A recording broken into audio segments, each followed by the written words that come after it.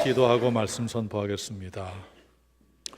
역사를 주관하시고 다스리시는 여호와 하나님, 오늘 저희들은 특별히 106년 전에 있었던 3.1 만세운동을 기억하며 하나님 앞에 예배를 올립니다.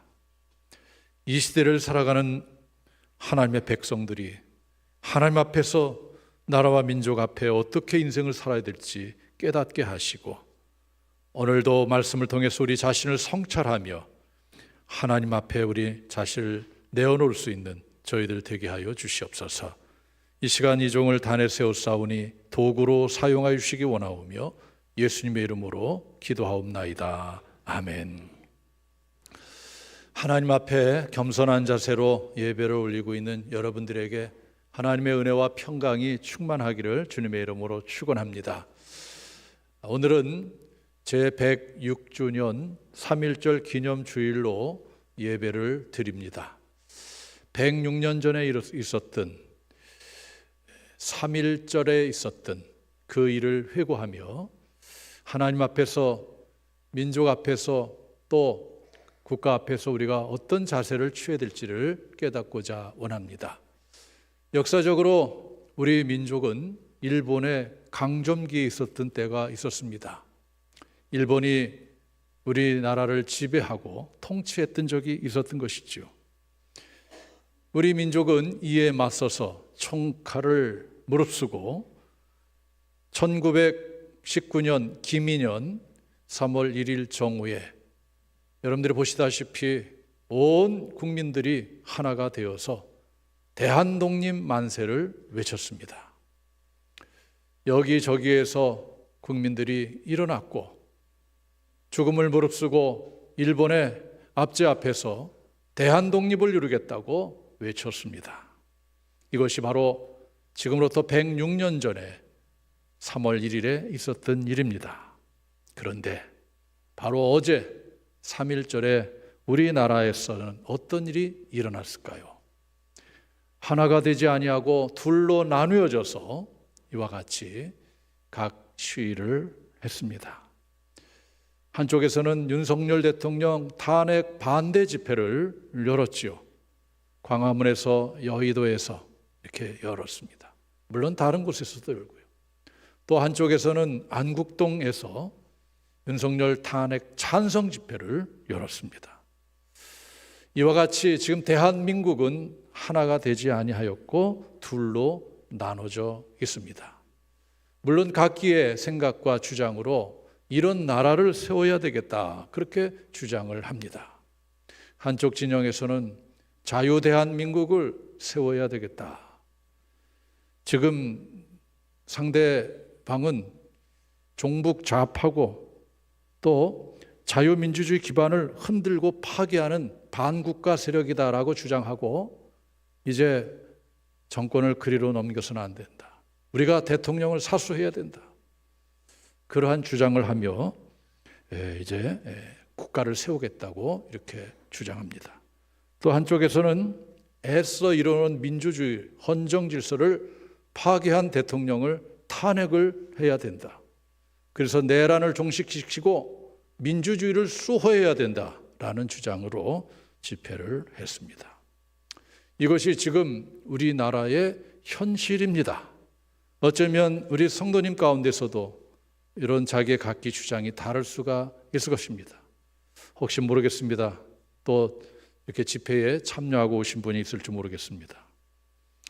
1919년 106년 전에 우리의 모습과, 물론 그때는 일본의 지배하에 있었지만 하나가 된 모습이었지만 지금은 우리가 양분되어 있습니다.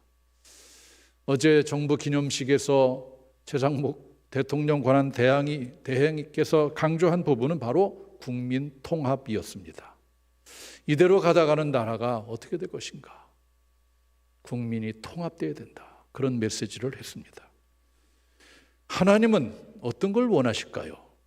하나님은 대한민국이 과연 어떻게 되기를 원하시는가? 이런 생각을 하면서 오늘 말씀 속으로 들어가는데, 우리는 기독교 대한 감리회에서 이렇게 예배를 드리고 있고 또 하나님을 섬기고 있습니다. 이 시간 3.1운동과 관련해서 그 방대한 이야기를 다 할 수 없지만 한두 가지는 우리가 좀 기억하고 넘어가야 된다 생각을 해봅니다. 1919년 3.1운동 당시 기독교인 수가 약 20만 명 정도였다고 합니다. 전체 인구의 1.3%에 불과했지만 그 당시에 기독교인들은 이 민족을 이끌었고 또 특별히 큰 영향력을 행사했습니다. 특별히 일본 감정기로부터 독립의 당위성을 담은 독립선언인 민족대표 33인 중에 그림에서 보듯이 우리 기독교인이 16명이었고 감리교인이 9명, 장로교인이 8명이었고 또 한국 최초의 신학대학인 감리교 신학대학 출신이 7명이 있어서 다음 그림에서 보듯이 감리교 신학대학과 대학원의 현관 로비에 이 민족대표 7인의 형상이 부조로 새겨져 있습니다. 뿐만 아니고 감리교 재단인 이화여자대학교의 유관순 씨는 1919년 4월 2일 아오네 장터에서 만세운동을 펼쳤고 이론에서 일본 형사들에게 붙잡혀 서대문 형무소에서 모진 고문을 당하고 죽게 됩니다. 이와 같이 우리 믿음의 선열들은 민족의 위기 앞에서, 국가의 위기 앞에서 분연히 일어나서 불의에 맞섰고 대한민국 독립을 외쳤던 것입니다. 개인의 영달과 부귀영예, 소원 성취를 추구하는 것보다는 민족을 생각했고 국가를 생각했고 공동체를 생각했던 것입니다. 민족 성렬들의 이러한 믿음의 아름다운 모습을 우리는 잊지 말아야 됩니다. 106주년 3.1절 기념주일 예배를 드리면서 하나님께서 우리들에게 주신 귀한 본문의 말씀이 있어 봅니다.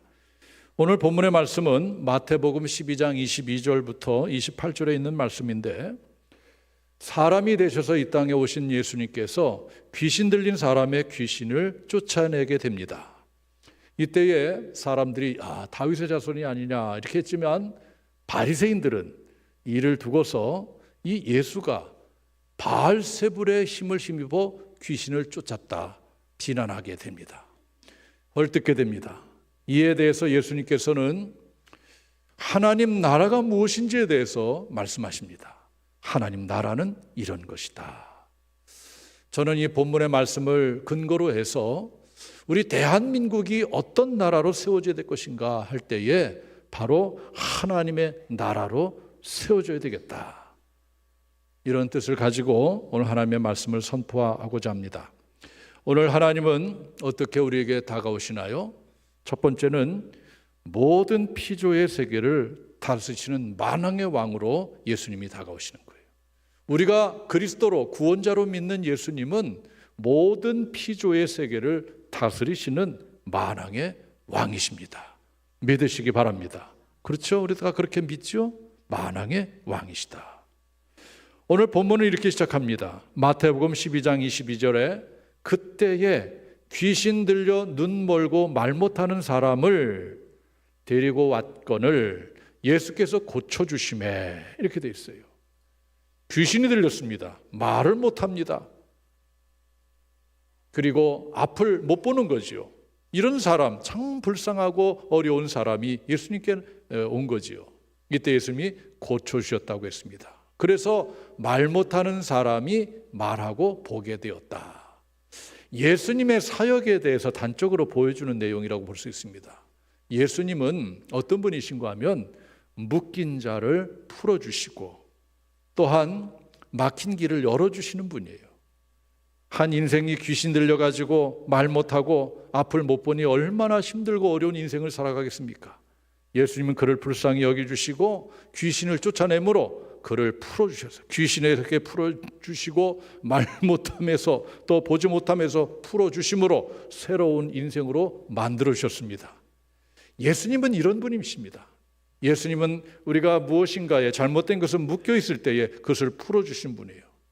예수님은 온 인류가 죄의 결과에 묶여 있었지만 예수님은 십자가의 보혈로 죄를 깨끗하게 사하시고 죄의 사슬로부터 해방시켜 주시고 죄의 결과물로부터 다 풀어지게 하신 분입니다.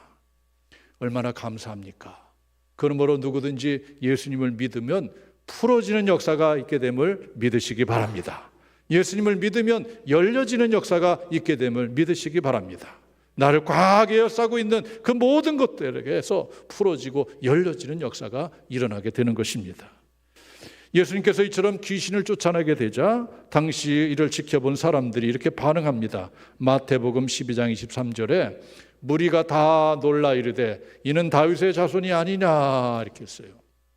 당시에 유대인들 입에서 다윗의 자손 얘기가 나온 메시아죠.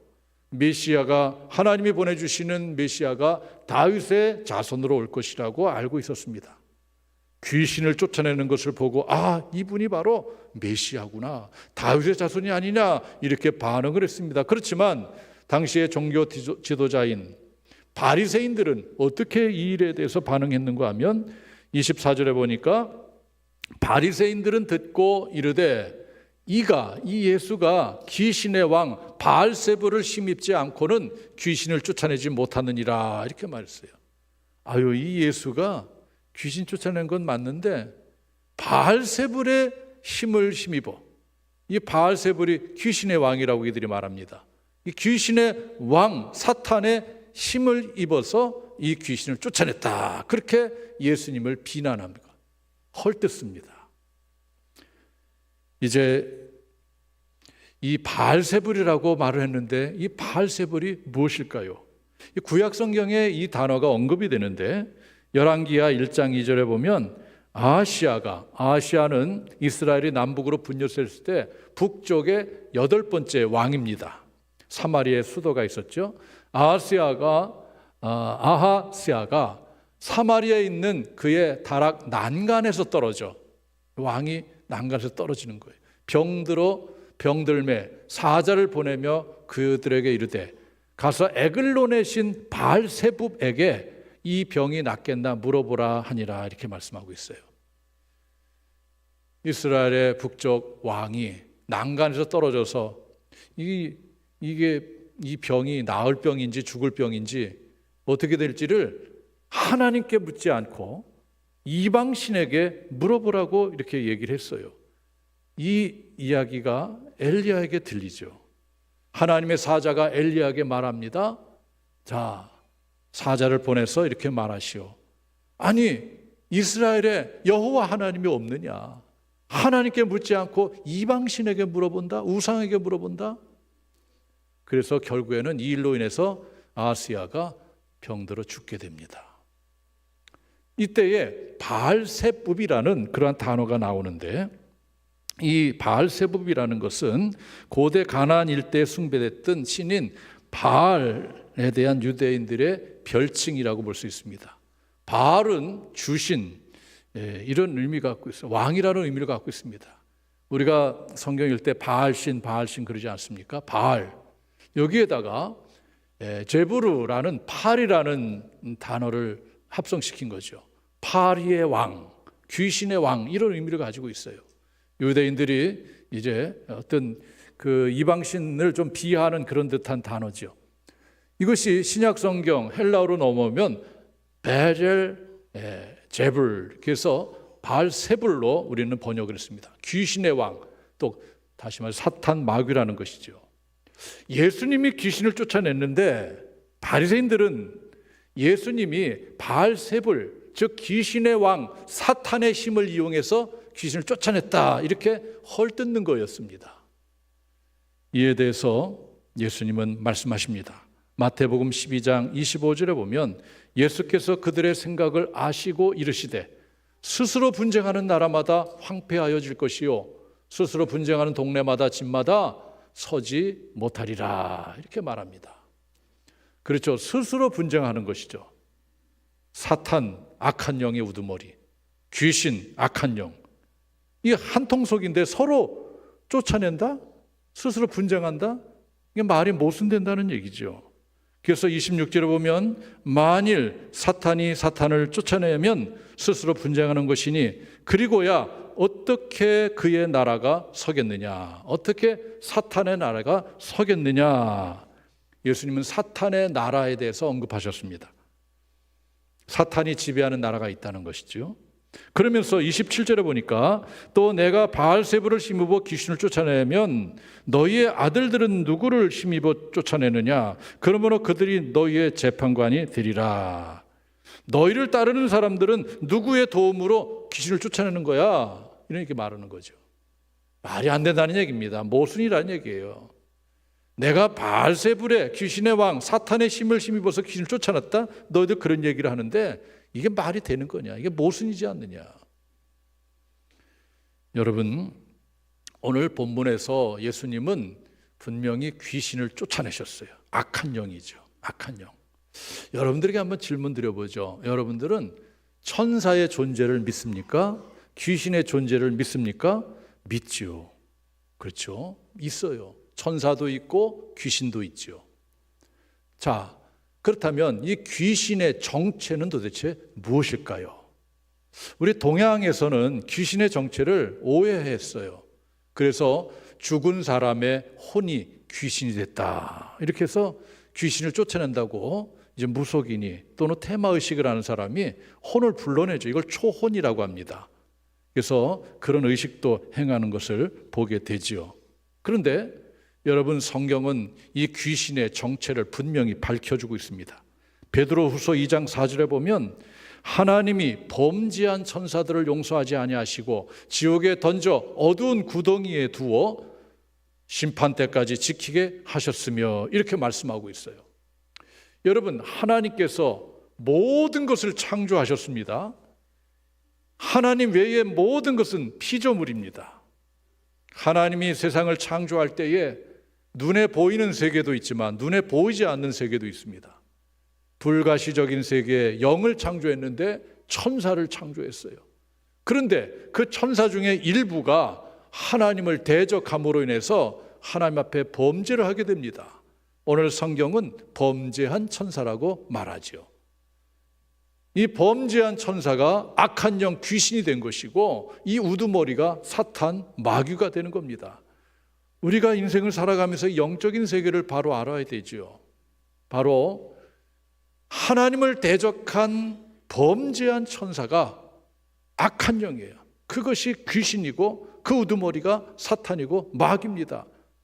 그런데 이 영적인 무지함 가운데 있는 나타나는 현상만 바라보는 사람들이 그만 이것을 오해해서 마치 죽은 사람의 혼이 귀신이 된 것으로 오해를 해서 그 귀신을 쫓겠다고 초혼의식을 혼을 불러다가 잘 대접하고 그리고 나가라고 하는 거죠.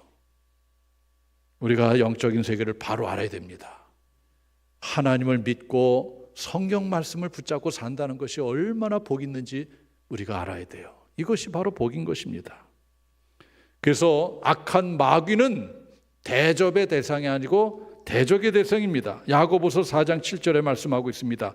그런즉 너희는 하나님께 복종할지어다 마귀를 대적하라 그리하면 너희를 피하리라 말씀하셨어요. 그래서 마귀 악한 영은 대접하는 게 뭘 차려놓고 그 앞에서 춤추고 그러는 게 아니에요. 이 마귀는 대접의 대상이 아니고 대적의 대상이요 쫓아낼 대상입니다. 예수님의 이름의 권세를 이용해서 쫓아낼 대상이지 대접하는 대상이 아니에요. 우리가 그것을 분명히 알아야 됩니다. 오늘 예수님은 악한 영 귀신을 쫓아내셨습니다. 이는 자기의 능력으로 쫓아낸 것이지 사단 즉 바알세불의 힘을 입어서 쫓아낸 것이 아니죠. 예수님은 어떤 분이십니까? 사도 요한은 예수님을 이렇게 증언합니다. 요한복음 1장 1절에서 태초에 말씀이 계시니라 이 말씀이 하나님과 함께 계셨으니 이 말씀은 곧 하나님이시니라 이렇게 말씀하고 있어요. 태초에 말씀, 로고스, 헬라 철학에서 로고스는 이 우주의 이치, 우주의 법을 다스리는 그런 것을 말합니다. 자, 이 말씀이 계시는데 이 말씀은 하나님이다 그렇게 말씀하고 있습니다. 요한복음 1장 2절과 3절에 보면 그가 그 말씀이 태초에 하나님과 함께 계셨고 만물이 그로 말미암아 그 말씀으로 말미암아 지은 바 되었으니 지은 것이 하나도 그가 없이는 그 말씀 없이는 된 것이 없느니라 이렇게 말씀하고 있어요. 여러분 이 세상 모든 만물이 말씀에 의해서 창조가 되었어요. 다 지은 바 됐습니다. 그 말씀, 즉 하나님, 그 말씀이신 하나님이 없이는 지은 것이, 되어진 것이 아무것도 없다 그랬어요. 그런데 중요한 것은 태초에 하나님으로 계신 그 말씀이 도대체 누구냐? 사도 요한은 이렇게 증언합니다. 요한일서 1장 14절에서 말씀이, 즉 태초에 계신 그 말씀 하나님이 육신이 되어 우리 가운데 거하심에 우리가 그의 영광을 보니 아버지의 독생자의 영광이요 은혜와 진리가 충만하더라. 보세요. 아버지의 독생자가 누구예요? 예수님이시죠. 말씀, 태초에 계신 그 말씀, 천지를 지으신 그 말씀이신 하나님이 육신이 되어서 사람 되셔서 이 땅에 오신 분이 바로 하나님의 독생자 예수님이시다. 이렇게 증언해 주고 있습니다. 그러므로 우리는 예수님을 어떤 분으로 믿습니까? 창조주 하나님으로 믿는 거예요. 태초에 계신 말씀 하나님으로 믿습니다. 그분이 육신되어서 오신 거예요. 그러므로 예수님은 모든 피조의 세계를 다스리시는 만왕의 왕 되심을 믿으시기 바랍니다. 왕이라는 개념은 모든 것을 통치한다는 것이요, 다스린다는 겁니다. 그래서 왕의 한마디면 모든 피조의 세계가 순종하고 굴복하는 거예요. 그래서 예수님께서 귀신도 사실 천사를 만들어내 타락하고 범죄했죠. 그 귀신에게 예수님이 명령하면 귀신이 꼼짝없이 떠나가는 거죠. 항거할 수가 없습니다. 귀신들어 나가라 그러면 나갈 수밖에 없는 거예요. 예수님은 만왕의 왕이십니다. 예수님은 온 인류의 죄를 담당하시고 십자가에 못 박혀 돌아가셨다가 이제 사흘 만에 부활하시고 승천하기 전에 이런 말씀을 남기셨습니다. 마가복음 16장 17절에 보면 믿는 자들에게는, 즉 복음이 전파되면 이제 복음을 믿는 자, 예수님을 믿는 자들에게는 이런 표적이 따르리니 곧 그들이 내 이름으로 귀신을 쫓아내며 새 방언을 말하며, 이렇게 말씀하고 있어요. 여러분 이 말씀을 믿으시기 바랍니다. 내가 예수님을 믿는다면 내 인생에, 내 삶에 이런 표적이 따라야 돼요. 무슨 표적입니까? 내 이름으로 귀신을 쫓아내며, 예수님의 이름으로 선포할 때 귀신이 쫓겨나는 일이 내 삶 가운데 일어나야 된다. 이게 표적이라는 거죠. 여러분 예수님을 정말 믿고 예수님의 권세를 믿고 예수님의 이름의 권세를 믿을 때에 우리의 입술로 믿음을 가지고 예수님의 이름으로 선포할 때에 예수님의 이름 앞에 모든 것이 굴복하고 순종되어지는 역사가 일어남을 믿으시기 바랍니다. 그래서 우리가 예수님의 이름으로 선포하는 거예요. 귀신 들린 자가 있다면 나사렛 예수 그리스도 이름으로 명하노니 더러운 귀신아 떠나갈지어다 했을 때에 예수님의 이름의 권세 앞에 귀신이 벌벌 떨고 떠나가는 겁니다. 여러분 예수님의 이름의 권세를 믿으시기 바랍니다. 그리고 예수님의 이름의 권세를 가지고 선포하세요. 기도하세요. 그럴 때 놀라운 역사가 우리 삶 가운데 일어나게 되는 것입니다. 여러분 예수님은 만왕의 왕이시고 모든 것을 다스리시는 분입니다.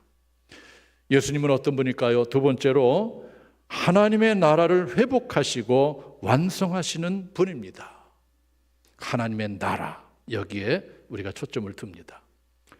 예수님께서 귀신을 쫓아내신 후에 이런 말씀을 하십니다. 마태복음 22장 28절, 이 말씀은 너무나도 중요한 말씀인데 우리 다 같이 읽겠습니다. 시작. 그러나 내가 하나님의 성령을 힘입어 귀신을 쫓아내는 것이면 하나님의 나라가 이미 너희에게 임하였느니라. 이렇게 말씀해요. 하나님의 나라가 이미 너희에게 임하였느니라. 그렇게 말씀하고 있습니다.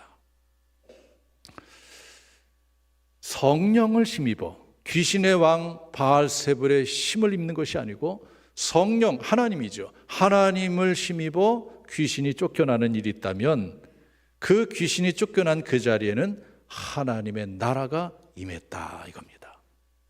그러면 귀신이 쫓겨나지 않은 상태라면 귀신이 그를 지배하기 때문에 귀신의 나라에, 아직도 사탄의 나라에 있는 거죠. 악한 영에 묶여 있는 거죠. 그런데 귀신이 떠나가고 거기에 성령님이 임하시면, 하나님이 임하시면 하나님의 통치가 일어나고 하나님의 나라가 임하는 것이지요. 여러분, 이 대한민국은 어떤 나라로 세워져야 될까요? 물론 자유 대한민국으로 세워야 되겠죠. 또 민주주의 국가로 세워져야 되겠죠. 자, 그것을 넘어서서 이 대한민국은 하나님의 나라로 세워져야 될 줄 믿습니다. 우리 모두 기독교인들이 꿈꿔야 돼요. 이 대한민국은 하나님의 나라로 세워져야 된다. 여러분, 온 우주 만물을 창조하시고 인간을 지으시고 모든 것을 다스리시는 여호와 하나님의 최대의 관심사는 무엇입니까? 하나님이 모든 것을 창조하시고 에덴 동산을 두시고 인간도 거기에 살게 하셨죠. 그러나 옛뱀, 즉 사탄이 최초의 인간을 유혹해서 하나님 앞에 범죄함으로 해서 하나님 나라가 파괴되어 에덴 동산에서 쫓겨나는 신세가 되었죠. 이후로 하나님은 어떤 관심사입니까?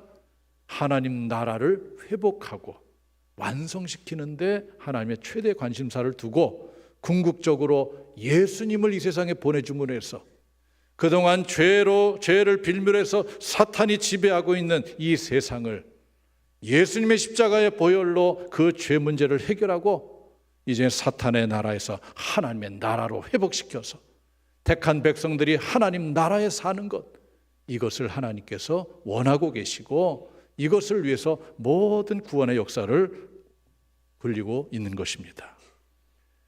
여러분, 성경의 기록 목적은 모든 사람들이 다 예수 믿고 구원받고 생명 얻고 하나님 나라에 사는 겁니다. 예수님도 이 땅에 오셔서 예수님 자신의 사역에 대해서 말씀하실 때에 누가복음 4장 43절에서 예수께서 이르시되 내가 다른 동네에서도 하나님 나라 복음을 전하여야 하리니 나는 이 일을 위하여 보내심을 받았노라, 이렇게 말씀하셨어요. 하나님 나라를 위해서 내가 이 세상에 왔다. 하나님 나라 회복을 위해서 이 세상에 오셨음을 말씀하고 있고, 사도 바울 역시도 그의 사역의 핵심을 하나님의 나라에 두고 있습니다. 사도행전 19장 8절에 바울이 회당에 들어가 석 달 동안 담대히 하나님 나라에 관하여 강론하며 권면하되, 이렇게 말씀하고 있어요. 그래서 하나님 나라가 성경의 주제고요, 우리가 꿈꿔야 될 것이 하나님 나라예요. 내가 하나님 나라에 사는 거죠. 예수님을 그리스도로 믿고 예수님의 십자가의 보혈로 내 죄 사함을 받고 이제 죄의 빌미로 사탄에 묶여 있었던 내가 이제는 죄가 없어지면서 하나님의 통치 영역으로 들어가는 하나님 나라에 사는 거예요.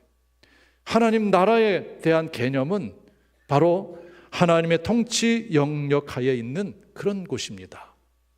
단순히 죽어서 금으로 도로가 포장되고 뭐 그런 천국, 그런 것만이 하나님의 나라가 아니고 우리는 육의 인생을 살아가는 동안에도 하나님의 통치를 받는 영역 속에 거함으로 하나님 나라에 살아가야 되는 거예요. 초막이나 궁궐이나 우리 예수님이 계신 곳이, 예수님이 통치하는 것이 바로 그것이 하늘나라 하나님의 나라가 되는 것입니다. 사랑하는 성도 여러분, 예수님의 십자가의 보혈로 죄사함 받고 하나님 말씀을 온전히 붙잡음으로 해서 하나님의 온전한 통치를 받는 하나님의 나라에 사는 여러분들이 다 되시길 주님의 이름으로 축원합니다.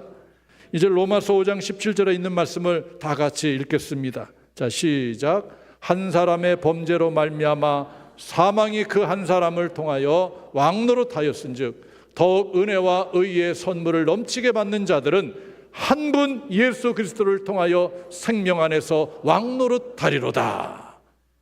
여러분, 이 말씀이 얼마나 귀한 말씀인지 아세요? 한 사람, 최초의 인간 아담의 범죄로 말미암아 사망이 그 한 사람을 통하여 왕노릇했다는 거예요. 그래서 여러분들 죄 문제가 해결되기 전까지는 사망이 왕노릇해서 사탄의 나라에 살 수밖에 없어요. 그러나 이제 예수 그리스도를 통하여 성령 안에서 생명이 왕노릇하는 그러한 세계가 펼쳐지는데 그것이 바로 하나님의 나라입니다. 여러분, 사탄의 나라에서 하나님의 나라로 옮겨질 수 있는 비결은 오직 한 가지, 한 분 예수 그리스도를 통해서만 가능한 겁니다. 예수 그리스도의 십자가의 보혈을 통해서만 죄사함이 일어나게 되고 죄사함이 일어나야만 비로소 하나님의 나라에 있게 되고 하나님의 온전한 통치하에 인생을 살아갈 수가 있는 것입니다. 하나님의 최대의 관심사는 하나님의 나라요. 우리의 최대의 관심사도 하나님의 나라가 되어야 됩니다. 대한민국도 하나님의 나라로 세워져야 됩니다. 예수님께서는 이 땅에 계실 때에 이렇게 기도해야 된다라고 하면서 기도를 가르쳐 주셨어요. 우리가 늘 외우는 주기도문, 주님께서 가르친 기도죠. 그 중에 마태복음 6장 9절과 10절에 보면 그러므로 너희는 이렇게 기도하라. 하늘에 계신 우리 아버지여, 이름이 거룩히 여김을 받으시오며 나라가 임하시오며.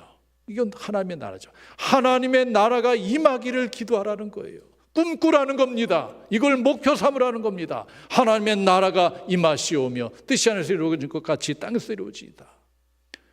하나님의 최대 관심사는 하나님의 나라를 회복하고 완성시키는 것이요, 우리의 최대의 관심사도 하나님 나라를 회복하고 하나님 나라에 사는 것입니다. 하나님의 통치 영역 안으로 들어와서 우리가 인생을 살아가야 되는 것입니다.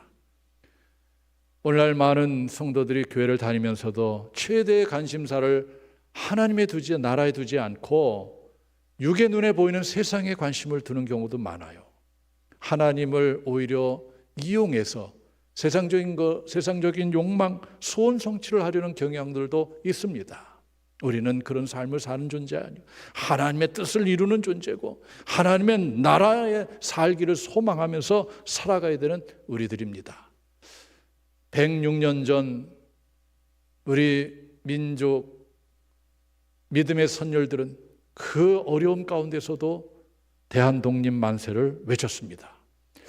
이것은 신앙인으로서 어떤 자세인가를 보여주는 건데, 개인의 어떤 영달, 부귀, 영화, 개인의 소원 성취, 여기에 이것을 쫓아가는 것이 아니고 민족을 생각하고 나라를 생각하고 특별히 하나님의 뜻에 위배된 그러한 불의의 모습을 보고 한거하는 그러한 모습을 우리가 봐야 됩니다. 이 시대에서 살아가는 우리들도 이 시대를 바라보며 영적으로 분별해서 이게 하나님의 뜻대로 되어져 가는지 아니면 하나님의 뜻에 위배되는 건지를 정확하게 분별하고, 만일 하나님의 뜻, 성경 말씀대로 되어지지 않는 부분들이 있다면, 불법이 있다면 우리는 그것을 단호하게 거부해야 되고 하나님 나라로 세우기 위해서 우리가 힘쓰고 애써야 되는 것입니다. 작년 10월 27일 종교개혁주일에는 우리 기독교인들이 하나로 모여서 외친 것이 있습니다. 포괄적 차별 금지법을 반대하는 운동을 펼쳤어요. 왜 그렇게 했습니까?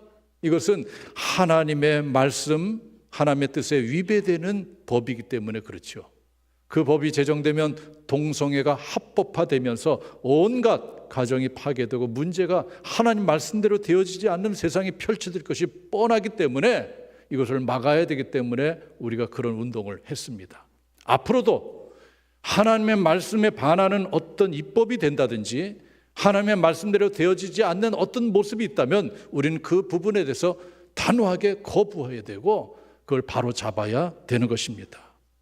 개인적으로 이 세상에서 잘 먹고 잘 살고 성공하고 많은 것을 얻고 편하게 살고, 이것이 우리 신앙의 목표가 돼서는 안 됩니다. 예수님의 말씀처럼 내가 너희를 사랑한 것 같이 서로 사랑하라, 원수를 사랑하라, 하나님의 뜻을 펼칠 것을 우리가 소망해야 됩니다. 이기적인 신앙생활을 버리고 이타적인, 즉 이웃을 사랑하는 그러한 삶의 모습으로 우리가 나가야 되는 것입니다. 사랑하는 성도 여러분, 내 생각만 옳다라는 그러한 아집에서 벗어나서 하나님 말씀으로 세상을 바라볼 수 있고, 그리고 영적인 분별력을 가져서 하나님의 뜻에 합당한 하나님 나라를 세워가는데 우리 모두가 함께 해야 될 것입니다. 먼저 내 자신이 예수님을 믿고 하나님 나라가 되어야 돼요. 그리고 하나님 나라를 이룬 사람들이 점점 많아지는 세상을 만들어야 될 텐데, 그러기 위해서는 우리가 복음을 전파해야 됩니다. 영혼 구원에 전력을 다해야 됩니다. 그래서 내 주변에 있는 사람 한 사람들이 예수님 믿고 죄사함 받고 하나님 나라를 이룬 사람들이 한 사람 한 사람 더 늘어나서 이제 많은 사람들이 공동체를 이루는 나라가 될 때에 그것이 곧 하나님의 나라가 되는 줄 믿으시기 바랍니다. 그래서 우리의 목표는 대한민국을 하나님의 나라로, 성경 말씀에 맞는 나라로 세우는 것이 돼야 됩니다. 우리 하나님께서 원하시는 것입니다. 사랑하는 성도 여러분, 이제 3.1절 특별히 106년 전에 있었던 일을 회고하면서 이 시대에 하나님께서 원하시는 것이 무엇인지를 깨달았고 하나님 뜻에 합당한, 말씀에 합당한 대한민국을 이루어 나가는 우리 모두가 되기를, 그리고 여러분들의 개인의 삶, 여러분의 삶의 터전이 되어지기를 주님의 이름으로 축원합니다. 기도하겠습니다. 하나님께서 우리들에게 오늘 분명한 메시지를 주셨습니다. 106년 전에 우리 믿음의 선열들은 대한독립 만세를 외쳤습니다. 오늘 우리가 외쳐야 될 것은 대한민국 하나님의 나라로 세우라 입니다. 하나님의 뜻과 하나님의 말씀에 위배되는 요소들이 무엇인가를 영적으로 분별하게 도와주시고 우리가 하나님의 뜻에 합당하게 하나님의 나라를 세워갈 수 있도록 역사해 주시옵소서.